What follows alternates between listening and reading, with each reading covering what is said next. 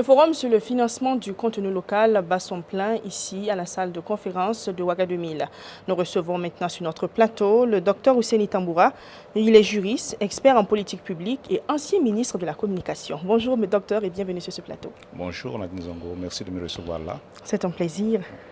Alors, vous venez de prendre part à la cérémonie d'ouverture du forum sur le financement du contenu local et également au panel inaugural. Quel est déjà le commentaire que vous pouvez faire? Oui, surtout, j'ai suivi surtout le premier panel consacré donc au thème de ce forum qui est, j'allais dire, le premier forum qu'organise la Chambre des mines sur la problématique du financement du contenu local.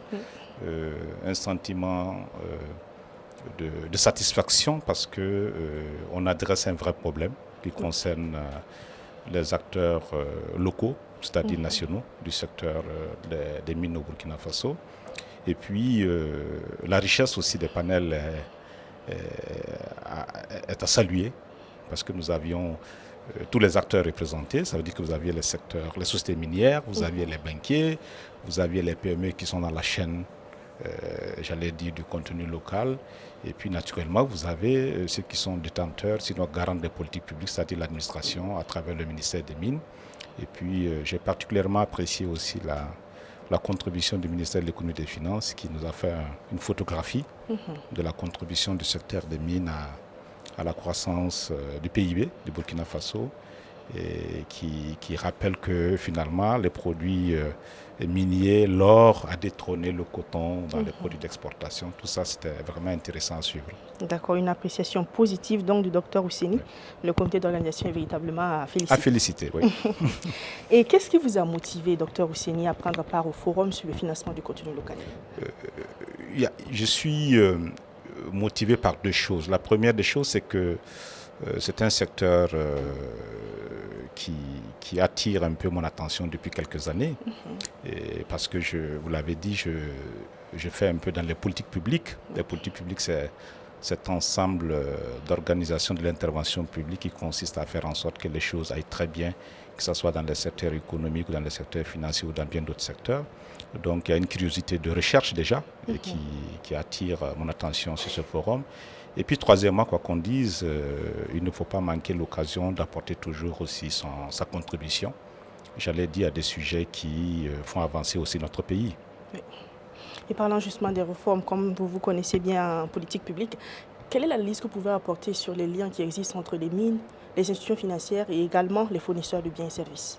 Je voudrais peut-être rester dans le premier panel. Quand on a regardé un peu le premier panel, on a vu des PME, des petites et moyennes entreprises qui sont censées être les metteurs en scène du contenu local, ça veut dire entre la société minière qui commande un certain nombre de produits et de services et des entreprises burkinabées qui devraient bénéficier au maximum de ces retombées-là.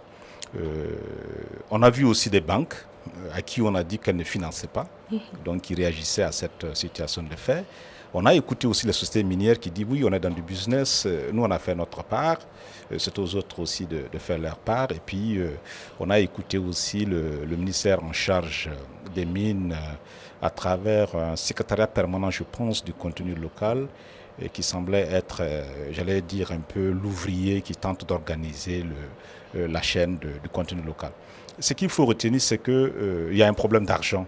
Le problème d'argent, c'est que des PME veulent être financées pour ravitailler ou livrer des services et des produits à une société. Les banques estiment qu'elles ne connaissent pas assez le secteur. Peut-être qu'elles ne disposent pas aussi l'argent pour le financement qu'il est nécessaire de donner à ces PME. Et comment on fait en sorte que finalement cet argent soit disponible dans le bonheur de tous les acteurs. Je pense que la problématique a été bien posée. Et puis il y a la question aussi de l'investissement dans le secteur. Et ce que je peux retenir en tant que je n'ose pas dire, en tant que quelqu'un qui est familier de ces questions, j'allais dire, financières, c'est qu'on a toujours pensé que les banques pouvaient donner tout l'argent qu'on voulait. Et c'est peut-être là qu'il faut regarder. On a occulté souvent les opportunités que donnent les marchés financiers. Vous savez, dans le système de financement, il y a deux types. Il y a le financement apporté par les banques. Généralement, elles sont championnes dans des crédits qui ne sont pas trop lourds, Une banque peut vous donner 200 millions, 1 milliard, 2 milliards, mais quand vous voulez 20 milliards, il est difficile pour une banque de vous donner 20 milliards. Oui, tout à fait. Ces sommes importantes sont souvent prises sur les marchés financiers. Or, nos pays, dont le Burkina Faso et puis bien d'autres, nous n'avons pas une culture citoyenne d'aller acheter des actions, de prendre de l'argent sur les marchés financiers. Et c'est peut-être là qu'il faut regarder en fait. L'argent se trouve là plutôt, parce que le risque est partagé entre, mettons, 1000, 2000 personnes qui souscrivent. Si 2000 personnes donnent 1 million de francs, ça fait 2 milliards et le risque est partagé. Mais si vous demandez à une seule personne morale, une seule banque de vous donner 10 milliards, vous voyez, elle supporte seule le risque. Or, le risque pays est là, on sait comment ça se passe. Et ça, je pense que c'est vraiment une amorce peut-être d'une solution structurelle du problème de financement. Peut-être envisagé. On a écouté les banquiers. Il y a un panel d'ailleurs qui fait intervenir la BRVM, qui est la Bourse régionale des valeurs mobilières. Et je suis de ceux qui pensent que la solution se trouve sur les marchés financiers. Vous pouvez acheter 100 000 francs d'actions, ça fait juste 10 actions, vous donnez à un projet d'entreprise, à un projet de société qui croit. Le risque demeure aussi pour les miniers. Qu'est-ce qu'ils font? Assurance que ce que vous achetez vous sera un jour utile. Je pense que les miniers, il faut éviter de trop les pressuriser. Ce sont des hommes d'affaires qui ont d'abord investi dans la recherche, parce qu'avant qu'on ne passe en exploitation, il y a tout un schéma, il y a toute une phase d'exploration qui n'était pas évidente. Donc, elles ont mobilisé des ressources, elles ont fait leur business plan, leur modèle économique, elles ont construit la mine. C'est pour tirer du profit. Elles payent des impôts. Et je pense que dans le contexte difficile de notre pays, elles ont encore accepté un certain nombre de concessions. Chaque fois que l'État ou le gouvernement révise le code minier pour leur demander un peu plus, elles donnent. Donc je pense qu'il ne faut pas leur demander trop de philanthropie. Et du côté des fournisseurs, est-ce que vous pensez que c'est un système qu'ils maîtrisent aujourd'hui? Oui, je pense aussi qu'il faut être patient. Je pense que le panel a démontré qu'on ne peut pas avoir Rome en 24 heures. La stratégie nationale du contenu local, c'est en 2021. Nous sommes en 2024. Au bout de 3 ans, est-ce qu'on peut avoir des PME qui peuvent concurrencer avec des PME qui ont 40 ans d'expérience au Ghana, qui ont 50 ans d'expérience en Australie? Non. Donc il faut forcément aussi conjuguer avec le temps. C'est le temps qui donne l'expérience, c'est l'expérience qui donne l'expertise, et c'est l'expertise qui donne la maîtrise des risques. Et puis finalement, vous pouvez lever les fonds. Tout à fait. C'est de ça qu'il s'agit. D'accord, merci pour cette précision. Alors, quels sont vos objectifs au niveau personnel et professionnel avec le Forum sur le financement du contenu local? Alors, les objectifs personnels, c'est déjà de m'enrichir des problèmes actuels du secteur et certainement des recommandations qui vont en sortir pour nourrir maintenant le projet professionnel que nous avons, parce que nous animons depuis quelque temps un espace privé de construction de solutions à tout type de problèmes, de mobilisation de ressources, à des problèmes de politique publique, ce que nous appelons l'ingénierie tout simplement.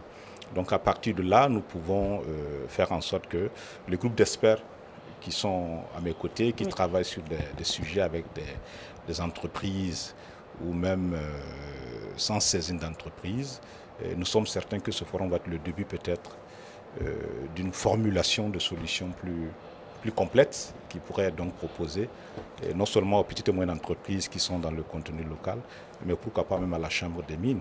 Parce que la question, par exemple, des renforcements des capacités, est-ce que tout ne tourne pas au sujet de la capacité des acteurs? Est-ce qu'on a un programme de formation certifié, labellisé, qui fait qu'au bout d'un certain temps, quand vous sortez de ce creuset-là, vous êtes en mesure de connaître le niveau de rigueur, le niveau d'exigence des sociétés minières qui, rappelons-le, ont mis la barre très haute quand vous êtes fournisseur là-bas, ce que vous êtes forcément compétitif sur les autres segments dans le pays. Donc voici des projets qui pourraient partir des recommandations que nous allons donc recenser ici. D'accord. Docteur Ousseini Tamboura, une dernière question. Comment est-ce que vous voyez le secteur minier dans 5 ou 10 ans? D'abord, il doit se consolider. C'est le principe. Quand on peut dire que c'est dans les années 2000 que nous sommes entrés dans l'exploitation minière avec une douzaine d'entreprises. Nous notons aussi qu'il y a toujours certainement des demandes d'exploitation minière. Je suis optimiste déjà. L'enjeu, c'est de faire en sorte que... L'enjeu est double. Le premier enjeu, c'est de faire en sorte qu'il y ait des capitaux nationaux déjà dans l'exploitation minière. Parce que moi, ces capitaux sont étrangers. Hein. Ouais. Voilà. Et comment on fait pour que des Burkinabés, vous et moi, on soit associés dans une société qui va exploiter de l'or, de sorte que s'il y a des profits, on a payé les impôts, mais on a des profits pour nous-mêmes. Ça, c'est l'enjeu. Est-ce qu'on a assez de Burkinabés dans la société d'exploitation? Ça, c'est le premier défi à relever. Et j'en suis optimiste puisque la sensibilisation est en train de porter ses fruits. Et puis quoi qu'on dise, quand un secteur est profitable, quand il rapporte beaucoup de profits, il attire aussi beaucoup d'investisseurs. Et je pense que les Burkinabés vont entendre ce cri-là.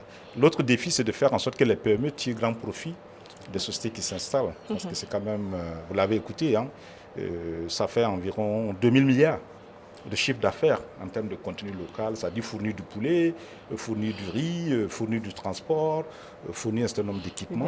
Comment on capte tout ça?